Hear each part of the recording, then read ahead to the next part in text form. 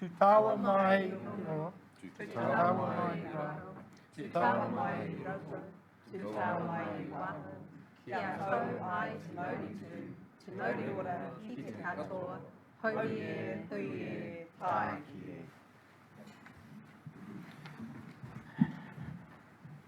Just a reminder that this meeting is being recorded and live streamed to the Council Facebook page. Apologies, so far I've got Councillor Crystal, Mayor Wise, who is attending the LTNZ AGM, and if it finishes in time, we'll get here.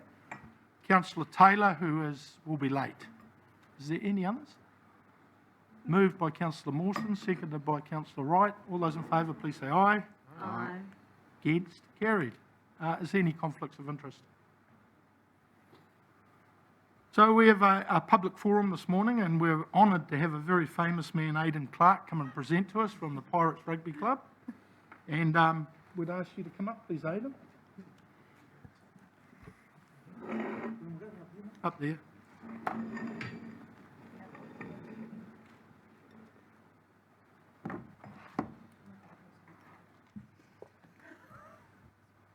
Morning, Tato. Can you hear me? Okay. Sweet. No. Pull the mic over. Yeah, a bit closer to you, Aidan. Test it with the song. Morning, Tato. Can you hear me? Aye, kia ora. Yeah. Ia morning. Tēnā ko hui mai nei. E kōkiri o tēnei kaupapa, tēnā koutou katoa.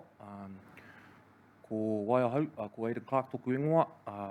He uri ahau no awa te wairoa hōpupu hō nenge mātangi rau.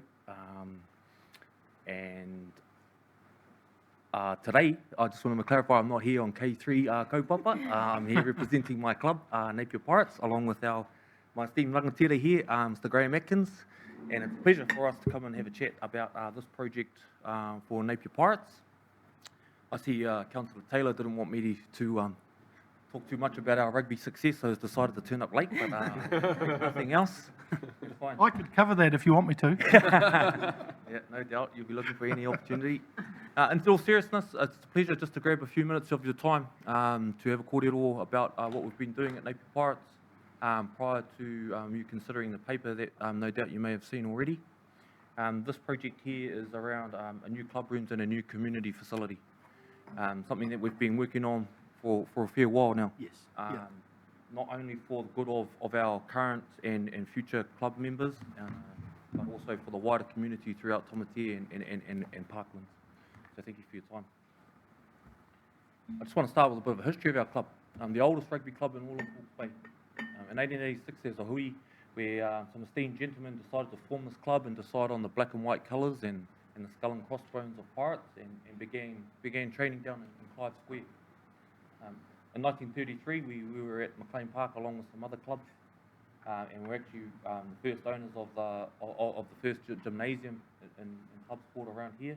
In '62, we had, through some tough times, we did a really great partnership with Colenso High School, and then from then on, we're known as many people in this room may know as Colenso Pirates, which changed many years later. We then, needing our own space, to summarise, took the purchase of at 8 Durham Drive in Tomatea. While that development was very new, very similar to the Parkland sort of stage at the moment. And then over time we have begun to outgrow that, not just facility-wise, but in terms of the turf and the park area for our junior rugby club. We've been under considerable pressure on your typical Tuesday, Thursday night. And it's come a time where we've arrived in 2022, and today's about the evolution of Napier Pirates Rugby Club. Just a little snapshot of us and our teams. As you can see there, it's not just about senior or junior rugby. We have affiliate codes in cricket and soccer and other sports, and that's growing all the time. We have a club membership of around 180 members and 150 junior members. And what I'm really noticing from a personal level, actually, over the last 1 or 2 years, Graham, is the whānau feeling within the club rooms, and as we know in society at the moment, families have changed, society's changed, and communities have changed. But during tough times, which we are all experiencing, providing a reference point to come back to on a Thursday or a Saturday night is something that we've seen within the club rooms walls, and it's been a pleasure to see families and kids from 3 years and up running around the room and being full to the brim, actually. So like I said, we're in a new era. This is about a facility and a new club rooms. Our current home is here, many of you will know, 8 Durham Drive in Tomatea. But where we're proposing is to be here, in a new development near the Parklands residential community. You see on the map, you can probably pick out exactly where the Hawke's Bay Rugby setup is, and we're proposing that this facility, which has been tagged for some time for our club, to be just over the fence. We've spent a bit of time as a club and the senior members working through what we need and also being realistic.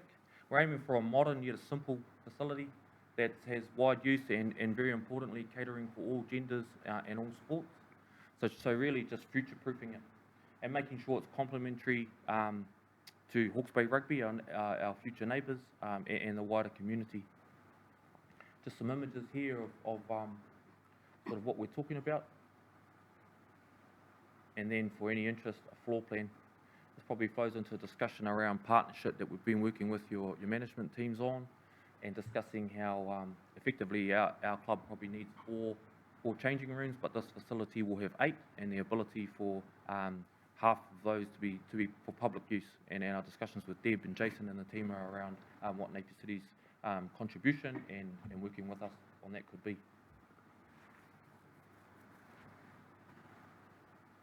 So currently, like I said, this whenua has been tagged for future use by Napier Pirates for some time. I understand the zoning is set for that. We've been working hard on concept plans, like I said, working in partnership with your management, making sure we get a mutually beneficial design, and discussing what a financial commitment to the changing rooms, if so wished, by Napier City Council, what that might be. We've got an estimated cost of construction at the moment, and trust me, I know this can be variable, and it's all about probably what it costs for us to get out of the ground and get the soil sorted, but 2.5 to 3 mil. At the moment, we're ready to go with $2 million of funding from Pirates. So what's the ask? We're just seeking support from yourselves as councillors for this facility, for this community facility, and we're seeking a proportional financial investment from council for the changing rooms part of this, if so wished, for that to be for public use, for Hawke's Bay Rugby use and other. And we just want to continue on the transparent and partnership approach that we've had. It's been fantastic with Deb and the team today. We'll continue that and make sure that we really nail it. We initially had really big aspirations. We've scaled that back to stage 1. If there's future opportunity for this facility in stage 2 and 3 to provide even better services, hospitality, whatever it may be in future, we're very keen. At the moment, we just sort of want to walk before we can run, and this is where we've got to. Kia ora. Deputy Mayor Brosnan. Tēnā koe. Thank you very much, Aidan and Graham, for your presentation. So we do have the paper coming to us this afternoon, and I was reflecting on, I think I wore a Pirates jersey in the 90s at some stage as a young child. But one of the things, one of the comments in the paper we have is when and if the club moves, obviously that leaves a bit of a gap with Tomatea Park and the future of that park. And I just wonder if you could speak to us about what the intention would be with your existing building when you moved, and if you had any thoughts on the future of that park as well. I know there's a lot of community, with the school and things nearby as well, so there's a lot of people to consider, but I just wondered if you wanted to speak to that as well. Yeah, well, look, we're very open to the options there. Ultimately, we would look to be putting that on the market and selling that so that we can provide funding for this new build. It's a critical piece of the puzzle for us. But you're right, it potentially will leave a hole, and we want to make sure that the facilities and anything left behind is good for future use. Again, happy to work in partnership what that looks like. If we can't work together to find a potential ownership or what that may be best used for in the future, then we will likely just go to market. Perfect, thank you. Have any? Councillor Tapani. Thank you, and through you, Mr. Chair. It's great to see this whakaaro and this effort progressing. I know that you have been in conversations with our staff for a couple of years, actually. So to get to this point, welcome, congratulations. It's exciting to see you transition into a new space and a new way of operating. So My question's more around the details of your plan. Just something struck me as curious as I was going through those images. I know that to be quite a flat area of terrain, but that's a two-level building. So could you, and it might be just design concept at the stage, and so it might not be locked in, but there already seems to be some expectation that it'll be a two-level building on a flat. Yet the ground seemed to slope up. So Yep, a great question. We're proposing that potentially we can build up a bund there, provide spectator views for the fields, but also protection from some of the elements. Also, what that provides is access up to that top club rooms level without having, so it's fully accessible and by vehicles and by anybody who may need it, with the changing rooms downstairs. It also makes us more cost effective to do that way, to build up the land in and around it, than to put, to do the building the other way around. that's absolutely cool. I just was checking there was no excavation hidden in the concept anyway, so thank you for that.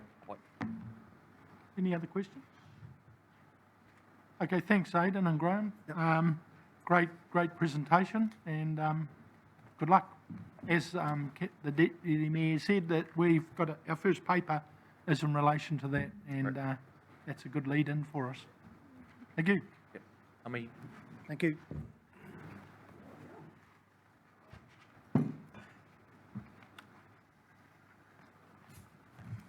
Okay, we'll move on. Any announcements by the Deputy Mayor? Thank you, Mr. Chair. I just have one announcement today. So it's a statement on fluoridation. So at the end of last year, the Director General of Health, Dr. Ashley Bloomfield, issued a directive to local councils to prepare for fluoride to be added to the drinking water supplies, and we'll all remember that direction. This week, of those, 14 have now been told they must fluoridate their supply, and Napier is not one of those. So our position is that Napier City Council does not have any intentions to add fluorine to its water or fluoride to its water, and we do not have the mechanisms in place required to add fluoride, and we have not been mandated by central government or the Director General of Health to do so. And last year we were advised by the government to prepare for fluoride, and we have built capacity for it into the design of our new systems, but we are not planning or budgeting for its installation. Our focus is on the treatment of our water. So I'm just conscious that that will be circulating in the media around the identification of 14 councils, and confirming that Napier is not one of those this week. Thank you, Mr. Chair. Thank you. I have no announcements. Is there any notification of minor matters not on the agenda? No. Announcements by management. Deborah Stewart on our water projects. Thank you, Mr. Chair. Just an update on the top 5 water projects. You'll be getting familiar with this. Pandora Industrial Main Renewal, and the cleaning's underway. They've done a couple of Ks of that, and they're heading swiftly towards McLeod Road and ultimately to the Awatoto Wastewater Treatment Plant. So we're pretty excited about that project. The airport pump station renewal has now been completed, which is great news, and it's been commissioned, and as far as I understand, things are going well out there, so we're really pleased to have that piece of work completed. Mataruaho Reservoir work, we've got some consultants doing the investigations into what's required in terms of storage up there to future-proof us and manage other issues that we know that are going on. So we'll come back to you with some detail once we've got some more on that one, but it's going reasonably well. The Mataruaho rising and falling mains are obviously linked to that Mataruaho Reservoir project, and the team are just doing some concept designs around what they're going to look like. And number 5 is the Maraenui Stormwater Trunk Mains, which is the upgraded public stormwater infrastructure network to service Maraenui, and obviously that's linked to the infrastructure acceleration funding, which is the $12.4 million. But it's just important to note that that's a much bigger piece of work, probably to the value of about $27 million ultimately. So, and I'll circulate these notes to you for your reference. Thank you. Have any questions? Great. So, do I move for the confirmation of minutes? Oh. Councillor Bogue, do you have a question? Yes, I do. I just wanted to ask the director about the new funding that's been made available for Maraenui. The government announcement was for 400 houses. Now, Kāinga Ora has catered for, I think, 160 to 200 new houses in Maraenui. But I just wondered, will that figure include the Riverbend development that K3 is No. providing? Through you, Mr Chair, no, it's not. It's a separate piece of work. We know these projects are linked, but it's different to the K3 Riverbend Road project.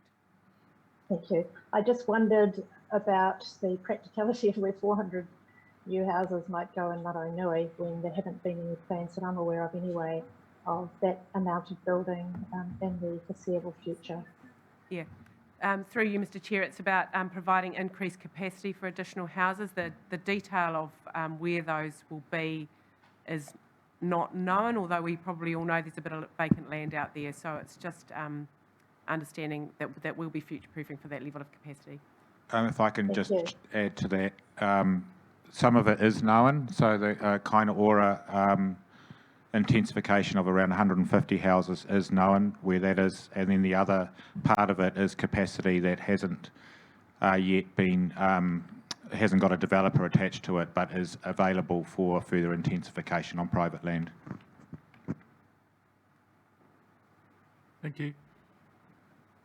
If you wave your hand around too, I might see you, Maxine. Pretty little from here. Can I move the confirmation of minutes for Sustainable Napier Committee meeting held on 16 June 2022. Moved by Councillor Mawson, seconded by Councillor Tapani. All those in favour, please say aye. Aye. Against? Carried. Welcome, Councillor Taylor. I've got to say, Pirates thought you'd stayed away for a reason.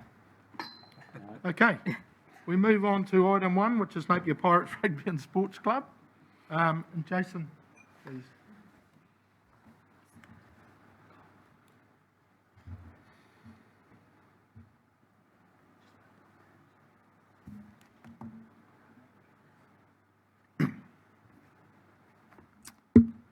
Kia ora Chair, kia ora Deputy Mayor Brosnan, and kia ora councillors, staff and members of the public watching online.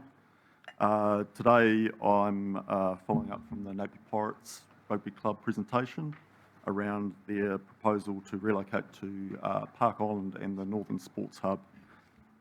The purpose of this report is to seek approval in principle from Council for us to further investigate and for the club to relocate to that location. My recommendation is that we provide that approval in principle, subject to some further investigation around detailed design, financial costs and cost to council, lease agreements, and obviously building and resource consent. I'll take the rest of the paper as read, and I'm happy to take any questions. Do we have any questions, Councillor Deputy Mayor Brosnan? Kia ora, Jason. Thank you for the paper. One of the questions for me is just getting straight in my head what the next steps are. So I note in the recommended officers resolution you have kind of 4 key pieces of work that need to be undertaken before we can get to a point of obviously signing. And in the paper itself, in the financial section, I think you refer to next year's annual plan as the funding mechanism for this. Is the intention in terms of sequence of work that those 4 major pieces of work would be ready ahead of annual plan deliberations so we could make a decision then around funding? Or can you just get straight for me how the sequence of events would work? Yeah, thank you, and through you, Mr. Chair. Very good question. The club is very ambitious in wanting to push this project ahead quickly, so we would be ambitious in trying to push ahead with these matters. Usually we wouldn't push detailed design, for example, or some of those other matters without confirming funding. But obviously, with the pace this wants to move, we may be undertaking some of that detailed design to make sure at time of funding we have a very clear understanding of those costs. So the way I see it, depending on the decision of this council moving in the next 12 months before the next annual plan process, is that we will be undertaking some detailed design with the club to work out exact costs, have discussions around who pays for what when it comes to the expanded changing rooms, then having some conversations with our financial team to work out whether there are financial options through, for example, development contributions which are collected for growth of our sports fields and sports club facilities. So all that would have to be done before we move on to the building resource consent, which is the last step there. And I'd imagine that the timing of the lease would follow shortly after having agreement from council on the funding to proceed. So that's the way I see it carried out. And in terms of those steps through you, Mr Chair, that you've identified, you envision being able to bring that to the next annual plan with more detailed funding requirements? Yeah, and through you, Mr Chair, yes, I do. Okay. So just a question maybe back to you, Debs. The resolution doesn't provide, I suppose, any terms of timeframes, and I'm just interested in whether or not a resolution that would, for instance, direct council officers to work towards a timeframe of the 2023-24 annual plan, would that be helpful? Through you, Mr Chair, I think it would be. We've certainly been working with pirates for a long time, and time-bound resolutions are helpful. Thank you. I always feel the same. Thank you. So just foreshadowing through you, Mr Chair, I'd be happy at the end of the discussion to foreshadow a timeframe style in addition to the resolution. Thank you. That time frame would be along what you just talked about. Yeah, as reflected in the financial section of the report. Thank you. Councillor McGrath. Just through the chair, Jason, do we have any other facilities or rugby facilities in Napier at our parks and sports grounds specifically set up for male-female changing rooms, or would this sort of be one of our first ones that's available for clubs and what have you? Thank you, and through you, Mr Chair. Very good question. Yes, a lot of our clubs have been built in a time where thought wasn't put into, I suppose, having facilities of that nature. And we're incredibly supportive of making sure that we support clubs that do want to undertake better facilities for both male and female players. And at the moment, my understanding is I'm not aware of any. We are proposing to do some work at our own facility at McLean Park at the moment, but there are clubs with sufficient changing rooms, for example, at Taradale, where there is options, but there are other clubs that have limited changing room facilities. So, yes, definitely something that we want to work on, and something that we're supportive of the Pirates Rugby. Councillor Tapani. Thank you, and through you, Mr Chair. I know we're in the early stages and we're just about to enter detailed costings, business case, etc. But as with the Hawke's Bay Rugby Union transition into that space, I noticed on the conceptual plans, the footprint extends very close to our stormwater network, and I know we spend a lot of time, science, energy and investment putting those there. So are we expecting that there will be an impact on our stormwater system which runs alongside this site? Thank you for the question, and through you, Mr Chair. There is a stormwater pipe which was part of some former development of the site that runs through here that we had to do some work with as part of the rugby union site. Yep. In regard to the waterways in the way of, say, the Saltwater Creek, which is the main drain that runs down Westminster, this development won't directly affect it. There will be stormwater running off the hard surfaces, for example, in the buildings, but most of the development of the site is to develop it with grass fields. So I'm not a technical expert in the stormwater field, but I believe that the overall impact will be pretty low on our stormwater networks, and I don't believe it's going to have a huge impact on the actual waterways themselves. So that will be looked at in further detail through detailed design. Thank you. And supplementary through you, Mr Chair. By extension, even though the tank plan change from HBRC is still waiting on final decisions in the judicial system, there are expectations around how we manage and use water in the city going into the future. Are there any components of this program which look to utilise the water coming off those fixed structures in any way, or are they going to become free draining spaces? If so, how are we meeting our obligations for future demand in that space, or is it too early to have that conversation? That's about 3 or 4 questions. You pick any one.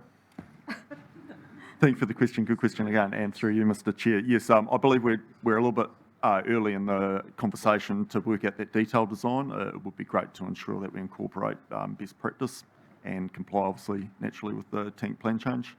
We do have some other work in the background through our resource consent about water conservation in our parks and reserves, so we'll be also following any recommendations from that. Thank you. No further questions, Mr Chair. Do we have any? Councillor Brown.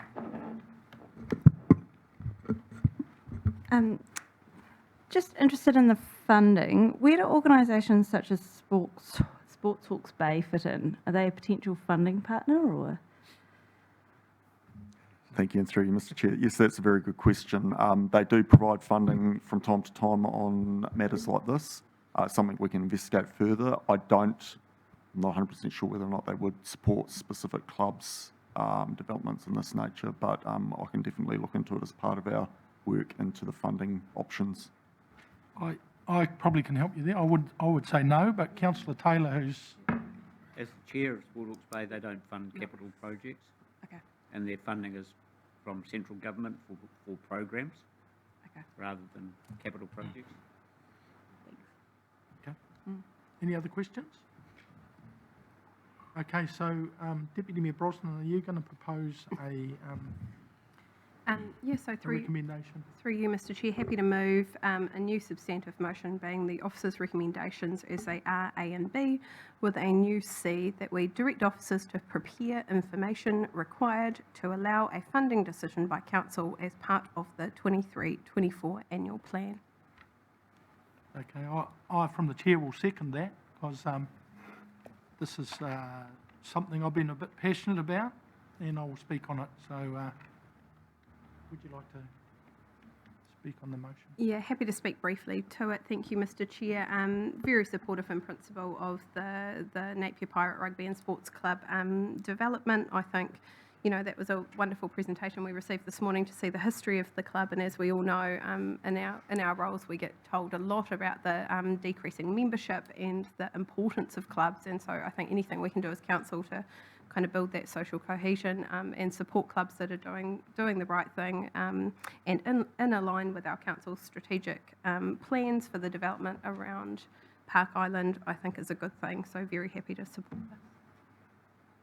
Okay, I'd probably just add a little bit further to that, in that it is good to see Pirates are getting on with it. They've talked about it for a long time, and they are a big pivot in that area with the youth. I think they're they're just about up with Taradale with numbers, and it was just done for a bit of a bite, but anyway, so it's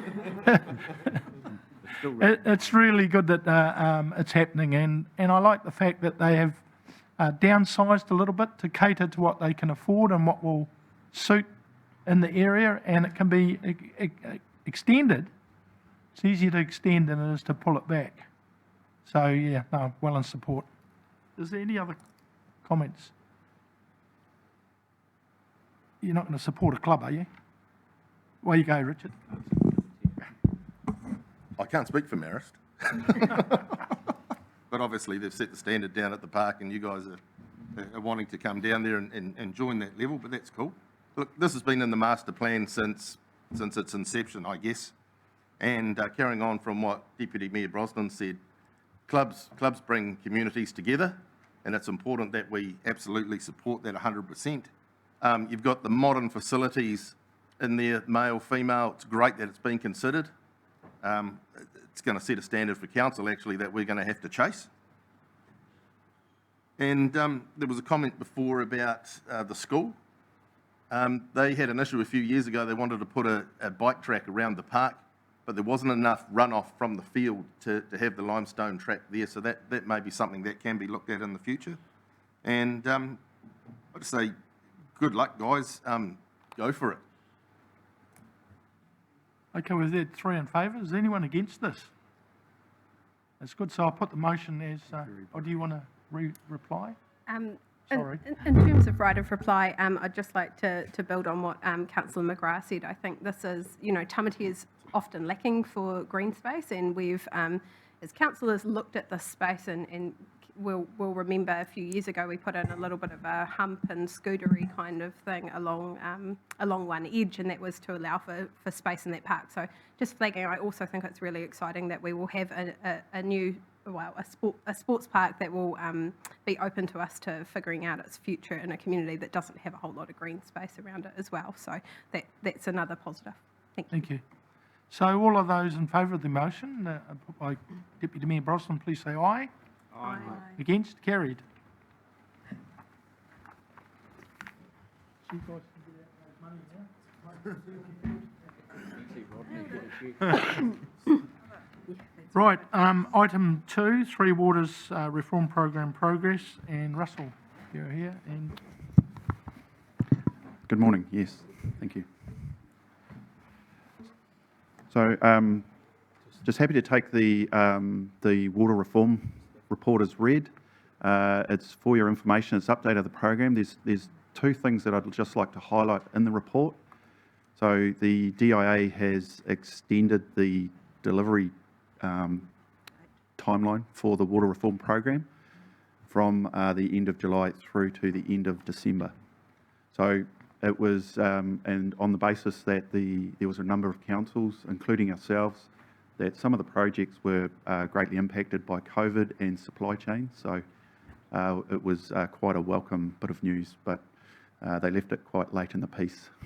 So also the other part of the report that I just wanted to highlight on page 21 in your agenda was the list, considering the lists that have pretty much completed in terms of the DIA's budgeting and programming. So we've got quite a few projects there that we have completed in that program. Some of them are still physically happening because we're working on the budget that was part of our co-funding component. So the likes of the low manganese water, we're tidying up those sites there, but in terms of the DIA, financially they are completed in the program. So there's still a couple of outstanding projects, and some of them are just related to waiting for invoicing to appear. So, but they are physically and practically completed. So I'm happy to take questions there. do we have any questions? One. Just a reference, please. Where would I find more information on Project 14? 14, you can, I can provide you that information, yeah. Please and thank you. So that's the cultural impact assessments that were done by both Ngāti Pāro and Titai Whenua. Yeah. Thank you. Any other questions? I'll move. Councillor Simpson? I'm happy to move. Oh, move. Okay, moved by Councillor Seconder. Councillor Wright? Would you like to speak? Only so far as to say to thank the staff for this is a tremendous effort. This was work that wasn't planned but was provided the funding through central government. So staff had to put an extra effort, get additional capacity to get this work done in the time frame set by DIA, even though they did provide us opportunity to extend those time frames, and even though now we may still see, as the staff say, some work ongoing, which is the finish-off component that we are paying for. So I think it's a job well done, and I think the staff should be congratulated. Councillor Wright? Nothing? Okay, any other comments? So all those in favour of the officer's recommendation, please say aye. Aye. Against? Carried. Just to note, Councillor Tapani, when I was in the force, if that happened, you would be shouting everybody. So probably cream buns for morning tea. Brand buns. Brand buns? Okay. Item 3, Philip, this is your life. Good morning. There you go. Can you hear me? Good. Yeah, I'll just recommend we take the report as read, and I will show you a few slides of some of the activities that have been going, and feel free to ask questions. Cool. Yeah, just some. There's the dive boat, New Zealand Dive and Salvage, working on the outfall. The recent leaks that were discovered. So the biggest one's been repaired, and that smaller boat is the environmental team sampling. Yep. Councillor. Sorry, straight into questions. So with regards to that particular leak, the report indicates that it was associated with a previous repair. Is that an old, long-standing repair, or is that the repair, one of the repairs that was done recently, as in last year? Yeah, through you, Mr. Chair. That was one of the older repairs. Yeah. Thank you. Are you finished? Or you, okay. Deputy Mayor Brosnan? Sorry. I may be out of sequence. Are you moving through each of the projects in the paper? Yeah, Online they really just, the pictures back up what's in the paper. Okay, yeah, I had a question around the stormwater infiltration, so should I leave that till later? Thank you. Love it. Any You happy further with that questions? Yeah. Right, carry on. Just a few pictures from the recent replacement of the inlet valve at the wastewater treatment plant. It was a fairly major activity. Around 25 people on site. Credit to the depot guys for arranging and undertaking the work, and yeah, fairly high risk job that went really well. Yeah, I'd just like to add, yeah, there was a lot of planning that went on in this job, and I know it's just repairing one single valve, but it had quite a lot of risk associated with environmental, and the guys did a fabulous job, so, yeah. Well done. Councillor McGrath, question. Yeah, the guy at the back with the white hat on doesn't seem to be doing too much. Oh, wait, that's me. I had the pleasure of actually being taken down to the site that night, and I got to watch a very, very well-oiled team do their thing. They worked, there was office people down there was depot crew, there was crane people, divers, all sorts of people, all doing an absolute fantastic job. And to be honest, the residents in Napier just don't get an opportunity to see how well-oiled the team is. So well done, congratulations to the teams. And if that's the way we do all our projects, we should be very proud of our teams and our staff.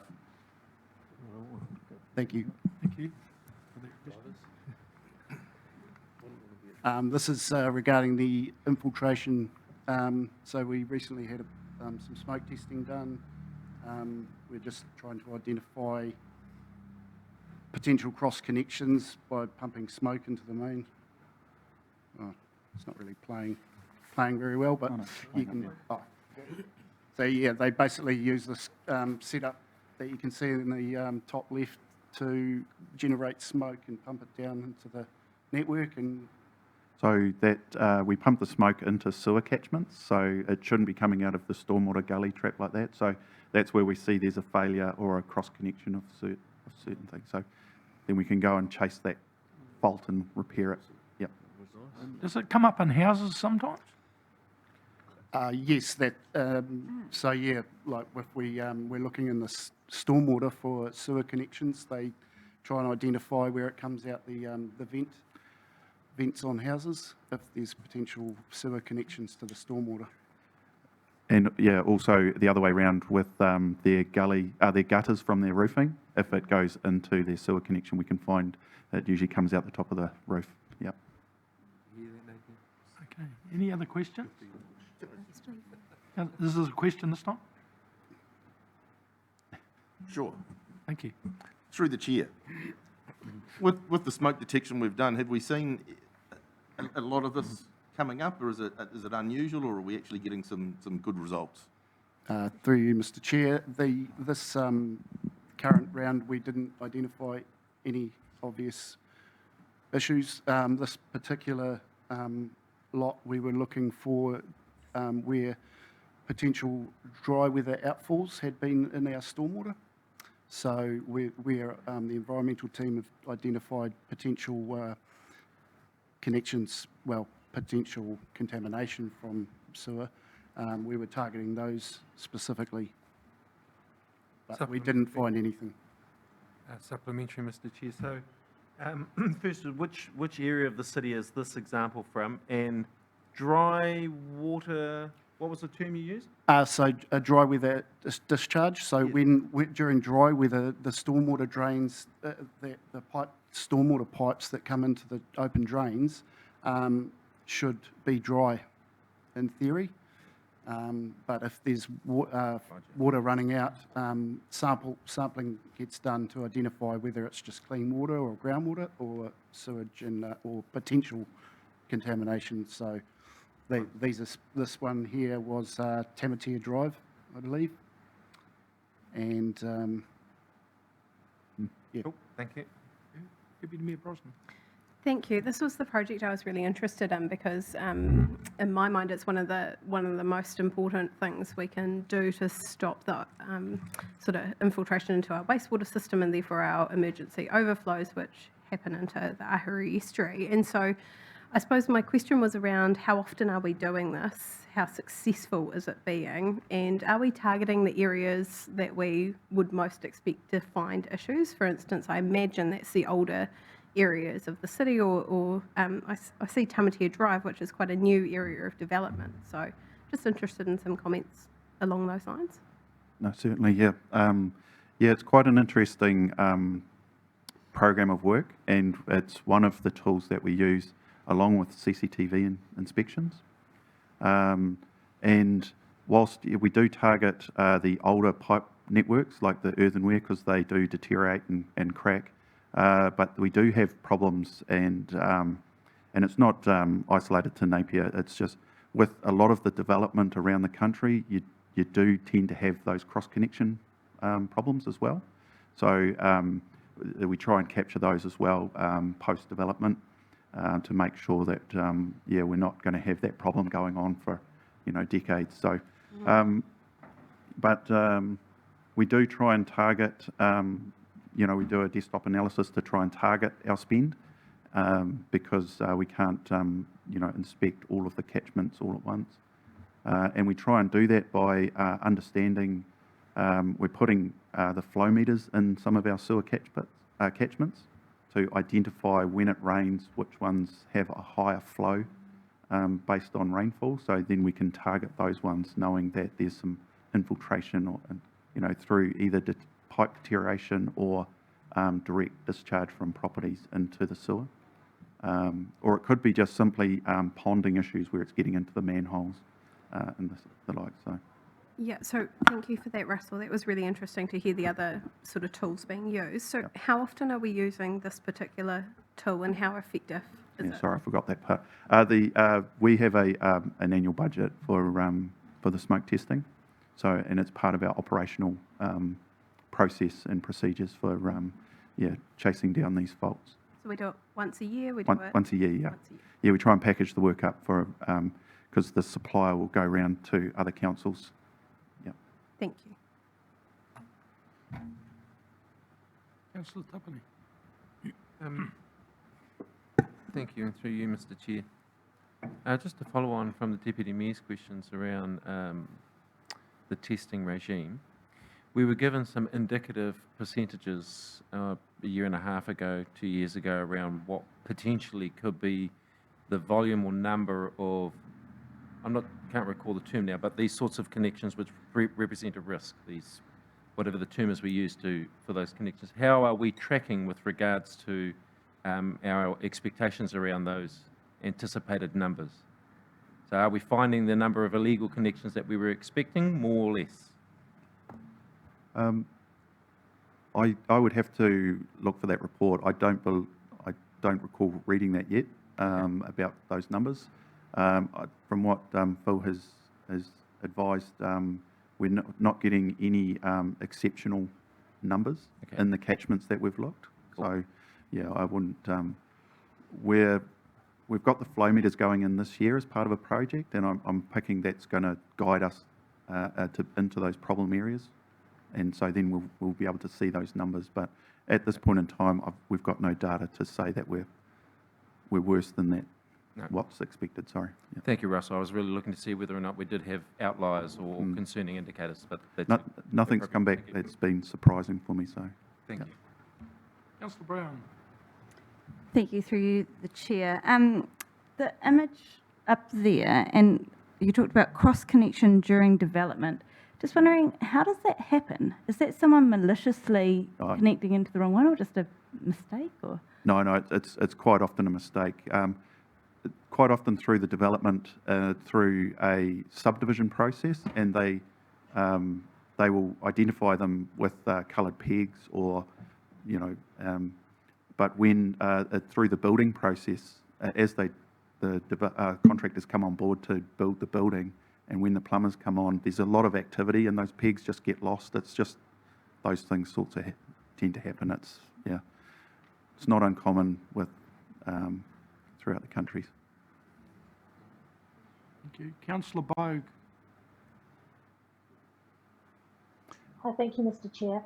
I just wanted to know, is the whole city being tested like this? And my second question is, when cross connections are found, what's the process? Do our officers or staff go knocking on doors and telling the owners of those residences or businesses what's happening? And what's the procedure and what sort of outcomes have you had? Thank you. Yes, through Mr. Chair.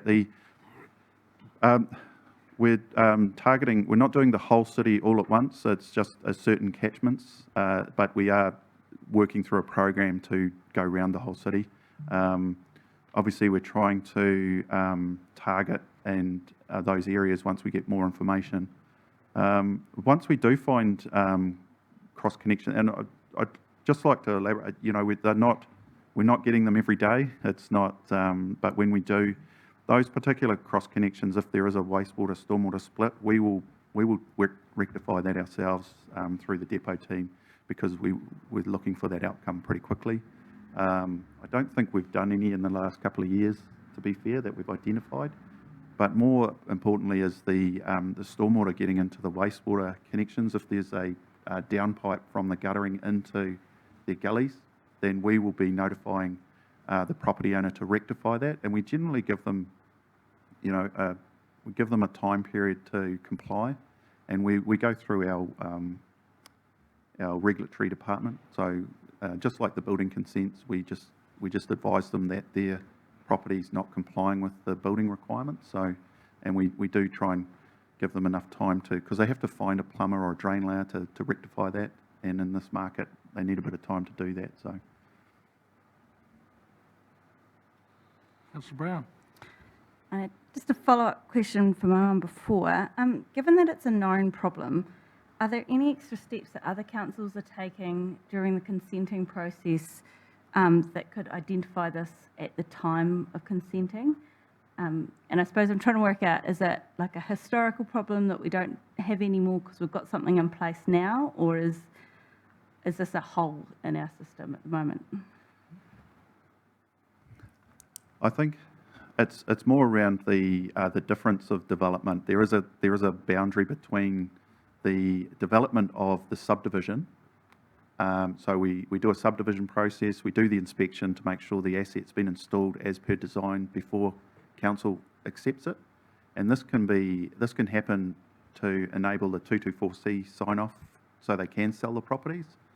And so that's before the buildings get put on, and then the building inspectors will do the building inspection, but it's focused around the building code. So there is, and that's usually the boundary is at the property boundary. So it's just making sure that that we're correctly identifying them, and just it's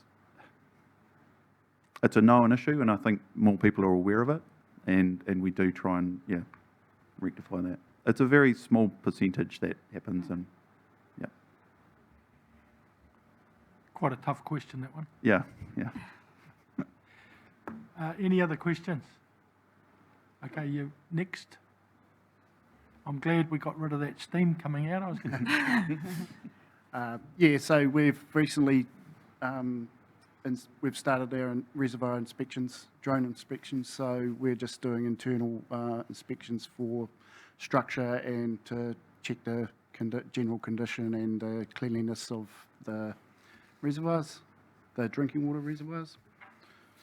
So there's a little bit of footage from inside Thompson 3 reservoir, which is a good sign. So far, with the initial, I reported last time on the Enfield inspection, so that, we won't go into that, but nothing too dramatic coming out of this round so far. We're getting structural reports done following this, so, yeah. Happy to take any questions. No? No? Excellent. We're done. No further questions? No further We're done. questions? No? Okay, do I have a mover to accept, receive this paper? Councillor McGrath? Seconded by Councillor Simpson. Do you wish to talk on it? Just very briefly, it just does go to show how well our teams are operating and they're getting in, getting it done. I guess in the past it was just never reported publicly to us. It's always happened, but it's really good to have it out there now, bearing in mind water's our number one priority. So well done. Thank you. Councillor Simpson? Does anyone else wish to comment? Okay, put the officer's recommendation. All those in favour, please say aye. Aye. Against? Carried. Thank you very much. Thank you. Thank you. Right, item 4, capital program delivery. Jamie?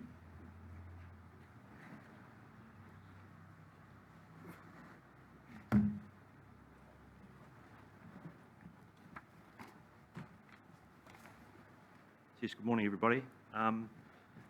I'll take the report as read as well. I just wanted to mention a couple of additions from the last report that was presented last meeting.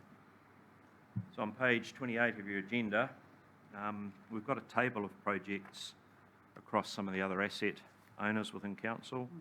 Traditionally, the Sustainable Napier report has talked about more to do with program delivery, but of course there's a lot of other people leaning into the capital program at council. So here you'll note that there's quite a number of projects of quite a reasonable value. So yeah, just providing a bit more visibility, I suppose, to the elected members.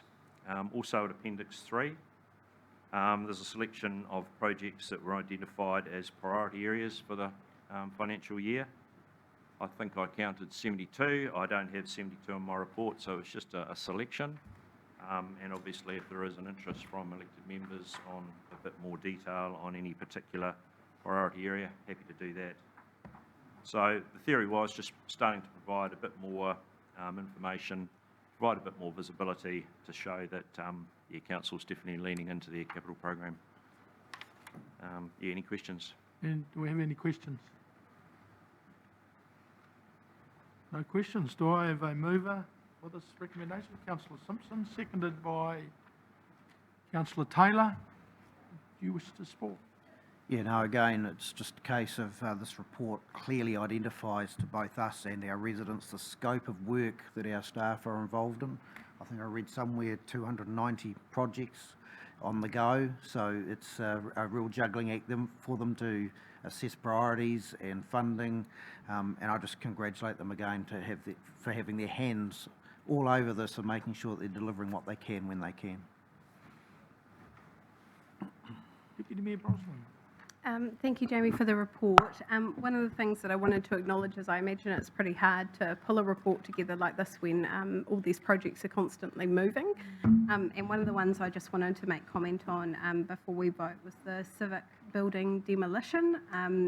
So that one notes that we're under negotiation with a contract tender process for the demolition of that, and just noting that that has been done and is on track for a demolition start date in August. So that's one that I'm particularly excited about. So I wanted to note the change in that one. Thank you. Yeah, it's a bit tricky because the report's written about a month ago before the meeting. So exactly. yeah, no, thank you. Yeah. It's the idea of having you live. Righto. No other comments. So all those in favour of the officer's recommendation, please say aye. Aye. Against? Carried.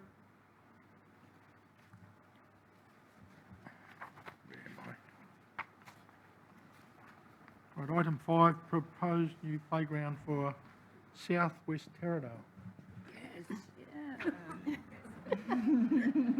Finally heard that word. Taradale. South and West, I was going to say, quite common. This is Tanya's first time presenting. Yeah, yes, yes. Tēnā koutou katoa. Thank you for the opportunity to speak with you today. My name is Tanya Dyack. Recently been employed as a Parks Policy Planner for Napier City Council. The purpose of the paper I've prepared today is to propose Trigg Crescent Reserve as the most suitable area for installing a new playground in the Taradale Southwest area. And I'm seeking approval to progress with the recommendations within the report, of which, if approved, would be to begin public consultation to determine what the playground should consist of. To provide some background, I was tasked to provide an assessment to determine which of the 4 reserves in the southwest part of Taradale is best suited to install the playground. We have 2 strategies that have identified this part of Taradale as needing a playground, based on population and on our existing playgrounds, as shown in figure 1 of my report. The assessment I undertook involved investigating each of the 4 reserves and was based on a number of criteria, such as location, topography, surveillance and sightlines, reserve layout, existing vegetation, access and car parking. Under each criteria, there are a number of factors that were considered, and overall each had been rated 1 to 4. From you can see my assessment overall ranks Trigg Crescent Reserve as being the most suitable reserve for installing a playground, and this is reflected in my report. I'm happy to answer any questions. Questions? One, sorry. I left my notes at home, so things are coming to me late, Mr. Chair. Good morning and welcome. Well delivered for your first report, ngā mihi. My question is with regards to Trigg Park. There is a stream, if I've got the right map in my mind, there's a stream which runs along one border. My second concern that I'd like you to speak to is we have during the dog trials, trials of dogs. During the dog hearings, we heard some comments around animal behaviour, owner behaviour in those spaces and concerns. So could you give me some information or discussion around how you've managed those variables and where we're at? Kia ora. Oh, kia ora. Through you, Mr. Chair. Obviously, this point of my assessment was just to identify the best reserve. However, if it was successful for Trigg, yeah, there's the typo stream that runs across the back there. So yeah, that's a risk. So perhaps as part of the design, you would possibly look at fencing of that playground if that's needed. Sorry, what was your other question? My other question was, so thank you, we're in the early stages of design, that's great. My second question was around, really you've sort of answered the second question, that would mean that you're going to eventually go into engagement and consultation with particularly those residents who will be directly impacted, but I assume the wider community of Taradale and Napier, correct? Yeah, correct. Thank you. So you have actually answered both in one hit. Well done. Thank you. So, Councillor McGrath.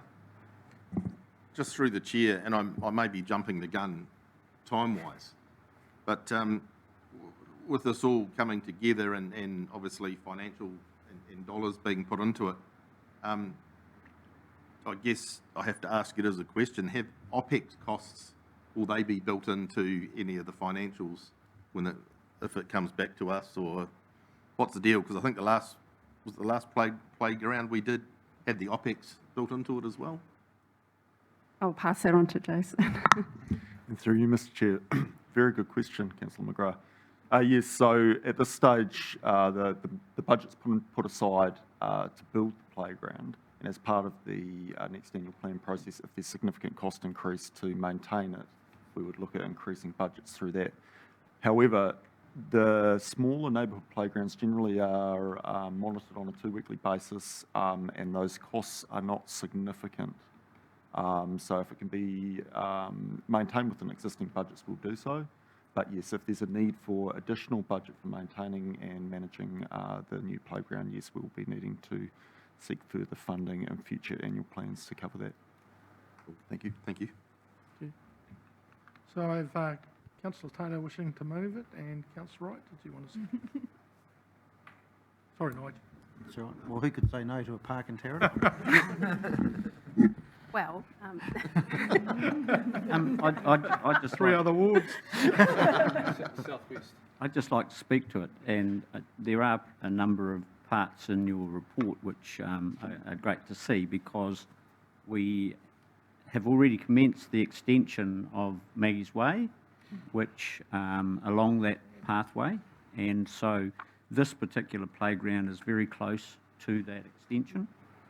Just for people who have concerned and have not taken a walk along that parkway as yet, Councillor Tapani, it is well fenced, and there are at least 2 gates that keep Dolbell Reserve free from other animals, dogs going in there unless they're on leash.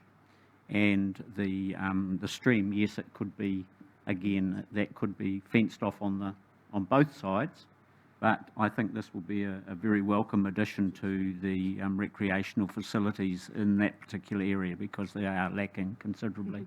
So thank you very much. Any other comments? Okay, well, that was easy. All those in favour of the officer's recommendation, please say aye. Aye. Against, carried. Well, that's, well done, Tania. Is that your first time? We'll roll you out now. More ideas, Jared L. Okay, item 6, proposed project deferral, Petrie Road upgrade. And online we have Tony Mills, I believe. You there, Tony? Oh, hello. Hi, thank you, Chair. Thank you. Yes, I'm here. You're away. Kia ora, everyone. Apologies from Robin. He's away sick, so I'm afraid he's stuck with me tonight. But this report is for the referral of the construction of the Petrie Road safety upgrades until we can secure some funding from Wakatahi. The funding was included in our LTP 21-24 LTP and the draft regional and national land transport programme, but unfortunately it didn't make it to the confirmed programme. So the recommendation is to continue with the design and any land purchases required, and then carry on working to secure that, the funding.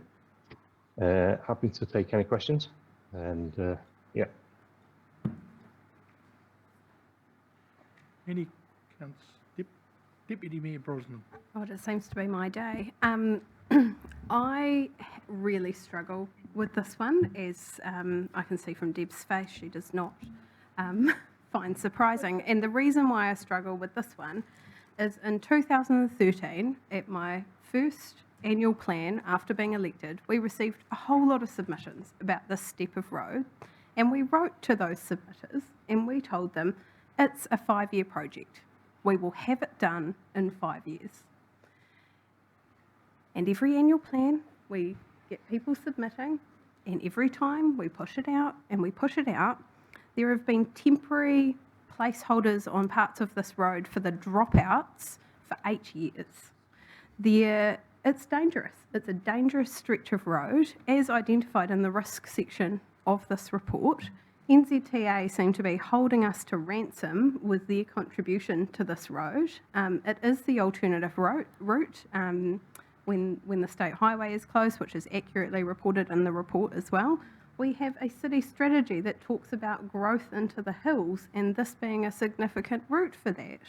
I struggle with voting in support of a paper titled deferral of this project. I really do.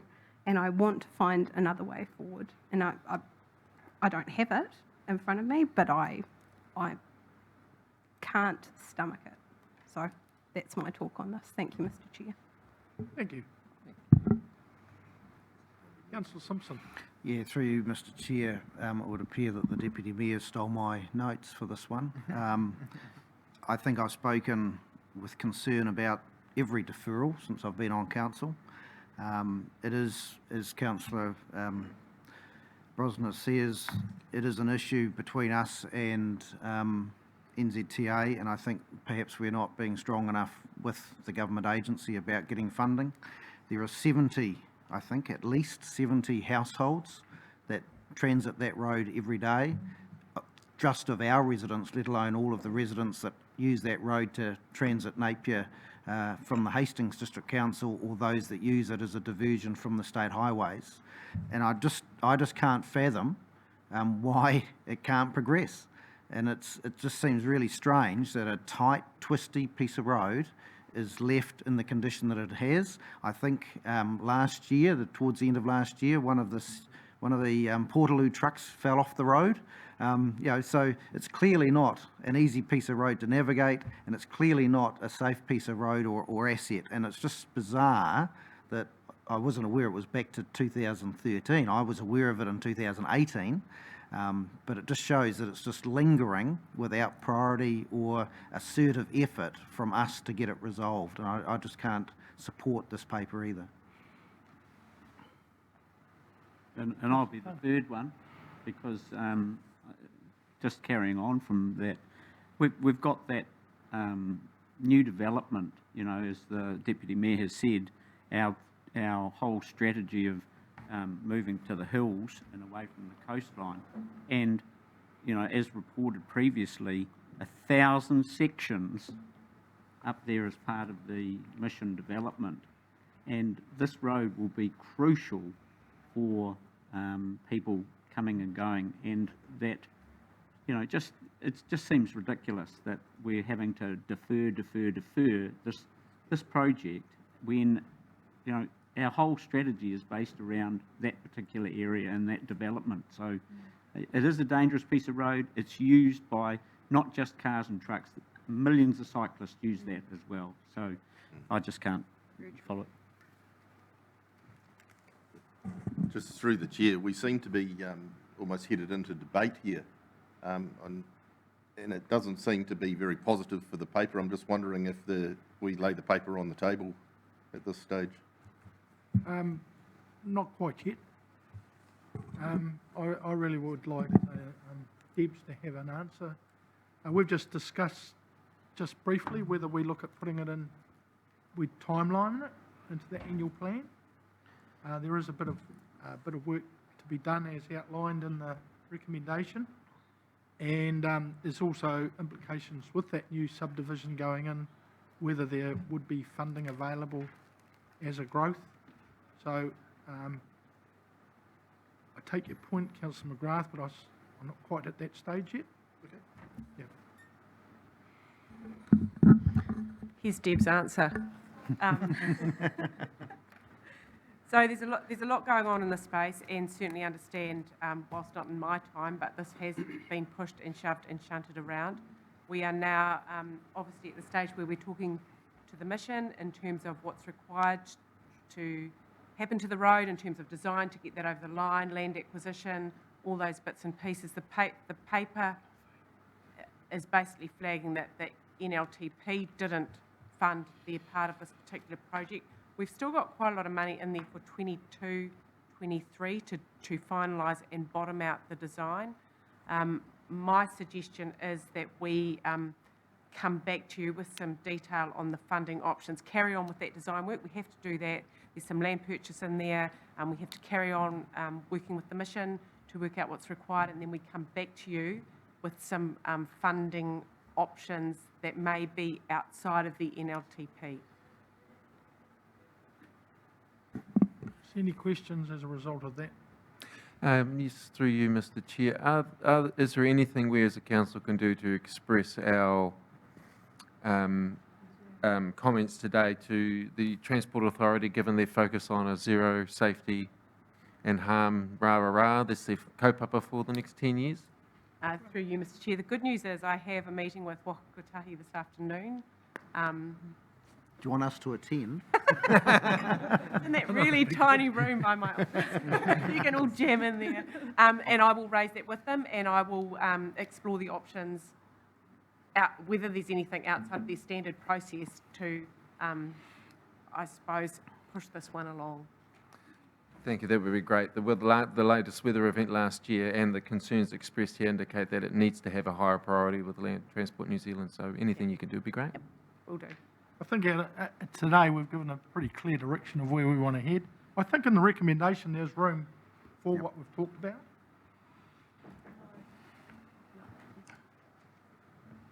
Oh, don't know. Tell me. Well, through you, Mr. Chair, it's around the approved deferral. I would not be comfortable with that. I think the direction around what to do next certainly should be added in, but I would like to see that either reworked or taken out. That would be my preference. You talked Approving deferral, I don't think that should be in the resolution.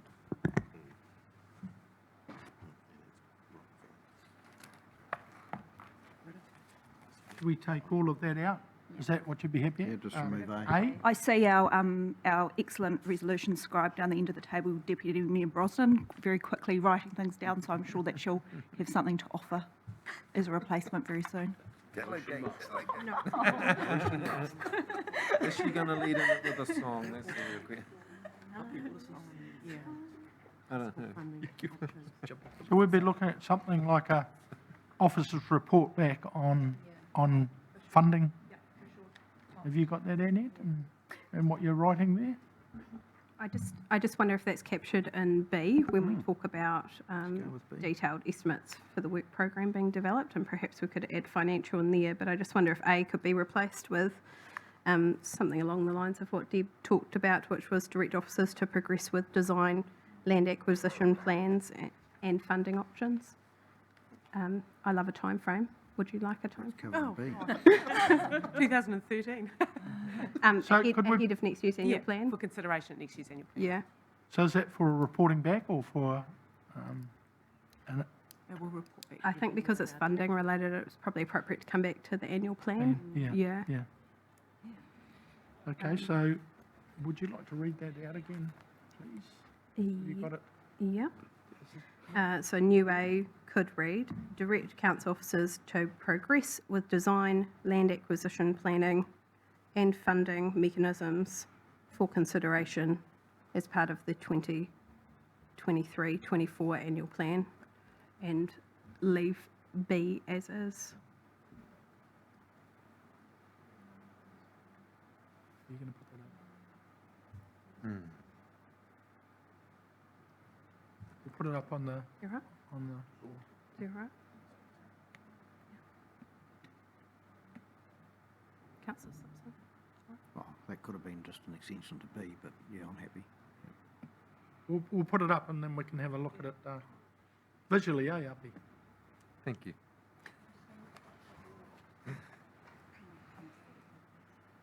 Can you see that in it? Yeah.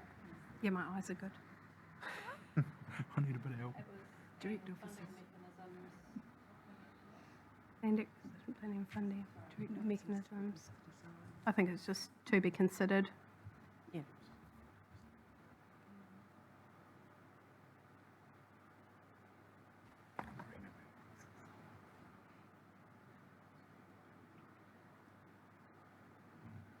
Oh.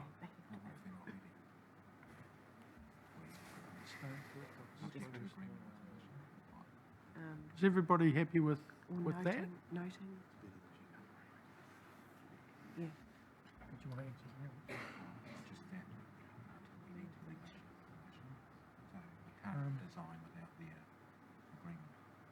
So we need to put somewhere in there that it's got a time with the mission, because that is part of what we're going to do. Yeah, our issue is basically that a lot of these designs are in negotiation with the outcomes that the mission is trying to achieve. So we can't design it without, we can't have a kind of, it's not our design entirely, I guess. It's sort of subject to working with the mission or something like that. And are you saying that could not be completed in time for next year's annual plan? We don't know. That mission's a very big, you know, this 1,000 house development, there's a lot in that, and that may not be. Could we just say in partnership with key stakeholders? Yeah.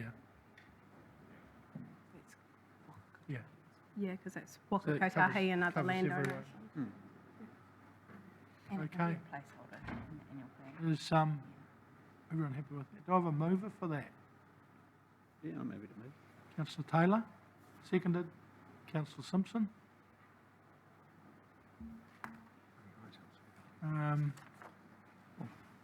Although wasn't a substantive movement yours? No, I've just provided the wording. You can move and Just second. left it to your ward.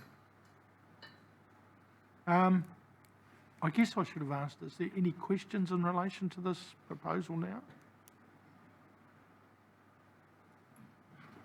Councillor Mawson. I guess this is probably something that Tony could say, but we did reduce the speed there, so we have looked at doing some things there. It's gone from 100 to 80, so we've certainly looked at the safety aspect in the interim with what powers we had at the times. Thank you. Any other questions? One, Mr. Chair, to staff, if I can, please, through you. With regards to, it's not specifically mentioned in the paper, but how are we around our capacity to meet those demands? Given that we've sought the staff's input in this space, I gather we're prepared to move in that direction, but are there any risks around capacity? Because we're squeezing more work on top of our team. Through you, Mr. Chair. Thank you, Councillor Tapani. No, we will progress this for you. Thank you. Good, she's good. Okay, we go back to the movers. So, Councillor Taylor, would you like to speak on this? Yeah, I don't, not a great deal to add. I'm pleased that we have made that slight amendment with, in partnership with key stakeholders. And the mission development is not the only key stakeholder that we need to consider. There are a number of other residential properties in that particular area, and they are being hamstrung by our inability to move this forward as far as their planning is concerned with their own development. So I think the new resolution at least says we're not going to sit back and wait too much longer, and that we will consult and we will work to endeavour to make this thing happen, because it, as the Deputy Mayor said, it's been around for nearly 10 years. Thank you. Yeah, through you, Mr. Chair. Yeah, it is a case of getting on with it, and I think it's a case of demonstrating to particularly our residents that live in that part of our city that we are committed to resolving that problem. It's a problem they deal with every day, and so I think if we start progressing the design work, we start progressing anything that we can do within our budget, that's a good start for them, and I think that then applies pressure to NZTA to pull finger and contribute. Okay, any other comments? So, do you need the proposal put up on the board again, or is everybody happy with what we had? Okay, so I'll put it, all those in favour with the motion, please say aye. Aye. Against, carried. Thanks, Tony. Thank you, everyone. I've got to say, at pre-agenda, it was doesn't surprise me that it didn't go straight through. But we've come up with a good result, which is fantastic. Okay, item 7, land adjacent to 18 Sealy road stopping. Is Tony dealing? Okay. In Robin's absence, through you, Mr. Chair, this is a reasonably straightforward one that we've been working on for a little bit. We've been requested by the owners of 18 Sealy Road.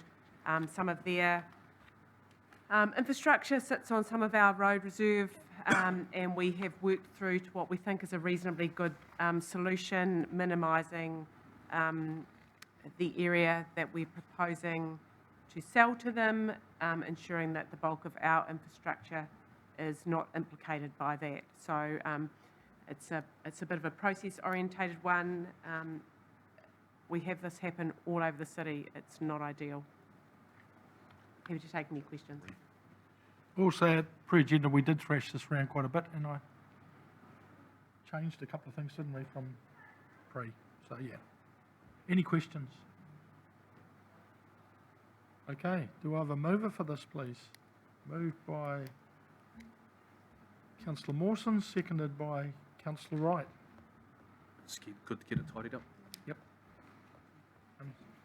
Okay, no other comments? All those in favour of the motion, please say aye. Aye. Against, carried. Thank you. Item 9. 8. 8? Okay, we'll do that. We're going to the raceway, Yep. Alexandra Park. Ryan.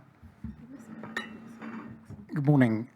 Through the chair, this is a simple procedural matter, simply under pursuant to the Reserves Act, the granting of an easement under Alexander Park, or in effect George's Drive, for Unison to lay a cable. So it's all underground, no impact on the reserve.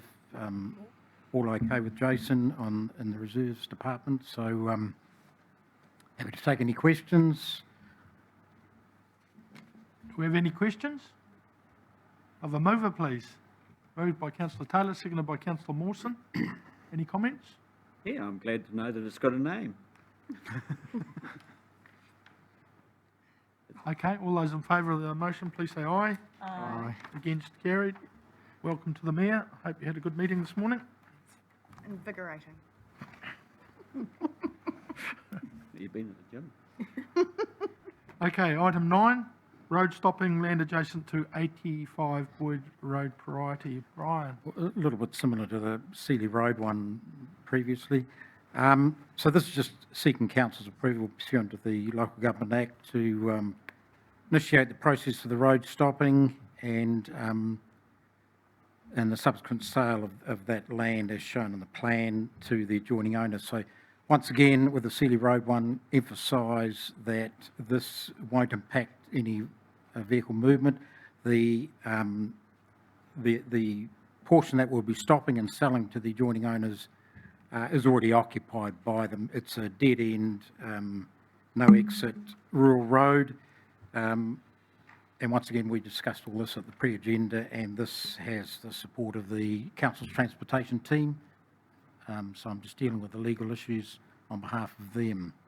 Happy to answer any questions. Any questions? Of a mover, please. Councillor Simpson, seconded by Councillor McGrath. Any comments? No, it's just procedure. Okay, all those in favour of the motion, please say aye. Aye. Against, carried. Item 10, lease of reserved Napier Frivolity Minstrel Incorporated. Yeah, so this, just seeking approval pursuant to the Reserves Act to grant a lease to the Napier Frivolity Minstrels Incorporated, who are a theatre group, to occupy a building on the Latham Street Reserve, which was previously occupied, of all things, the Napier Pigeon Racing Club or whatever. And they walked away from that lease in that building, so it vested back in council. And this theatre group, been around for 100 plus years. They don't have a home currently, and they're very keen to take that over for their theatre practices and in conjunction with the Scout Hall that they use as well. Any questions? Councillor McGrath. Yes, just through the chair, just a couple of questions. The council now owns that building, is that correct? Yes. So we would be liable and responsible for its upkeep, monitoring, building warrant of fitness, fire, bits and pieces? We would place both the external and internal maintenance costs on that group and pursuant to the lease. Okay, yep. And also, if we're going to be introducing a lot more cars to that area, will we need to mark car parks to make sure that the pump station doesn't get parked in front of, and also the camper vans can still circle round and empty their waste? Just There is quite a lot of parking in there, but we would look at that with Jason Tickner if that was required later on. Yep, okay. Yeah. So they won't be carrying out shows there, it's purely rehearsal and for storage of their equipment, what have you. Yep, that's right, as long as, we don't lose access or have any issues with our pump stations or anything down there. Totally, yep. Councillor Tapani. Thank you, and through you, Mr. Chair. Greetings, Brian. So with regards to the Napier Frivolity Minstrels, they are fully aware of the current condition and of the building, and are quite happy to continue progressing the lease, knowing that they're moving into this fully informed on its state and condition? Absolutely. We've visited down there with them. They're as keen as mustard to take it over. It's actually in good condition. Thank you. Okay, we've got one more item. Hello. Oh. Oh, sorry. Hello. Hello, through you, Mr. Chair. Just a question about the Environment Centre as a potential lessee, Brian. I'm not quite sure of the timing of this particular paper in terms of looking at other possible lessees, but the Environment Centre, which is based currently in Hastings, has sort of sent out an SOS around Napier and Hastings as they are losing their current premises and are looking for somewhere else to park themselves.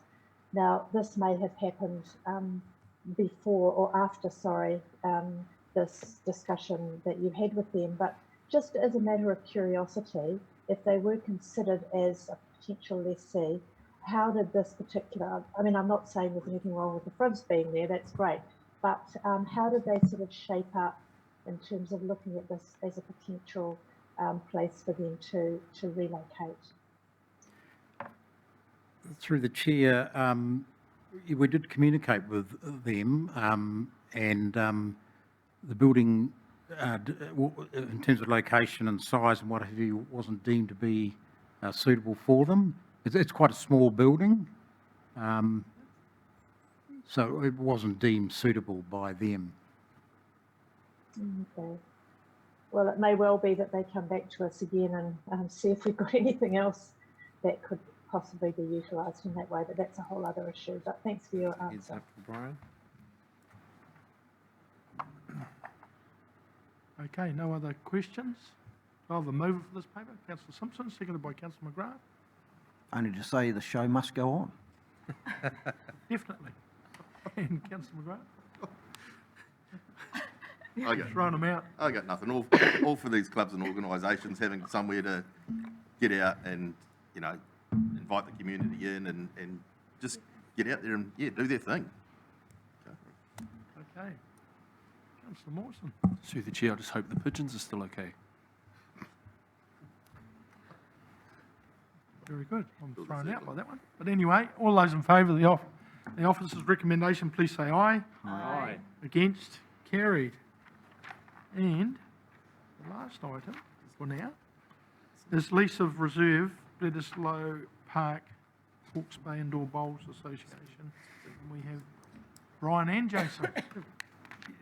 Through the chair, so we're simply seeking approval pursuant to the Reserves Act to our lease to the Hawke's Bay Indoor Bowls Association for that land at Bledisloe Park. Just emphasise that you will recall late last year the club presented to council, and at the council meeting 9th of December, council resolved to approve this lease in principle.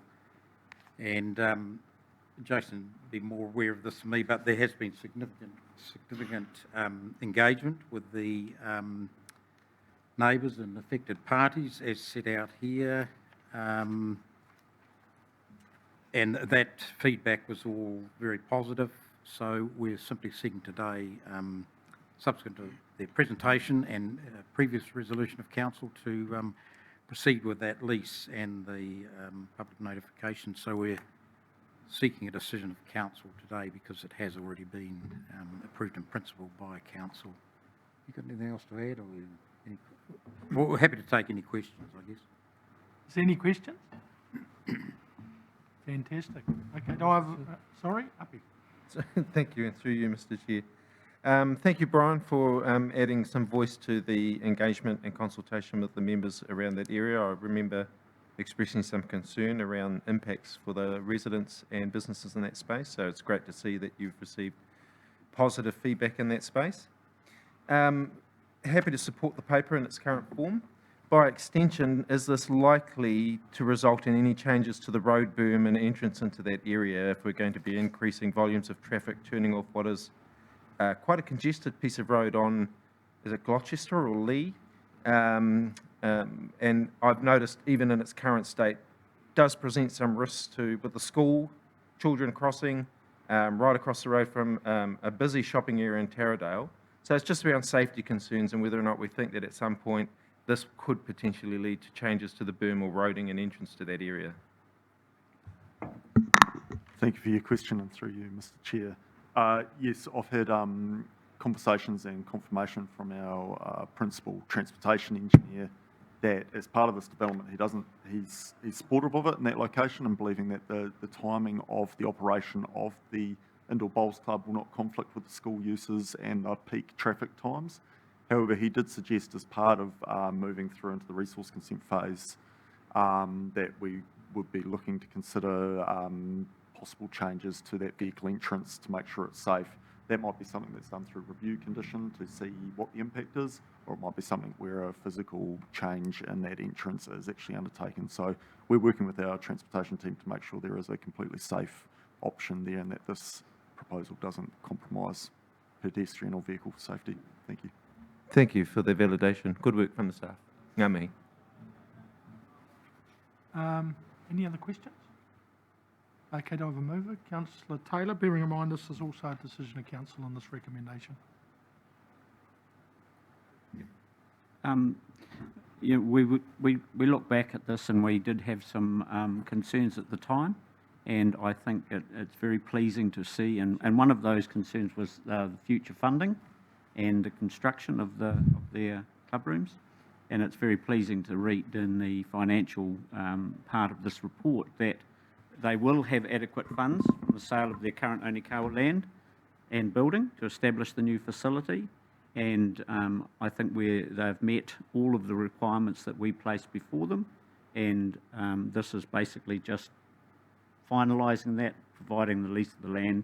And we do that for many organisations around the city. And I think this is just going to add to the flavour of Taradale being paradise. Thank you.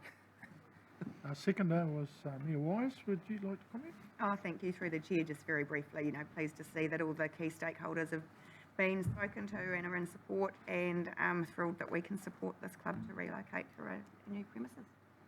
Thank you. Any other comments? Councillor McGrath.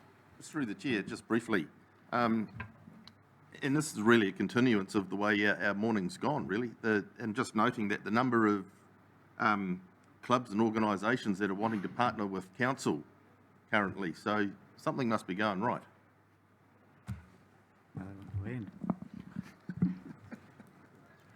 Okay, it's probably because of infrastructure, but never mind. Don't be so negative. Thanks for that. Any other comments? Not doing it. So all of those in favour of the officer's recommendation, please say aye. Aye. Against, carried. We'll have a 10-minute adjournment. Thank you.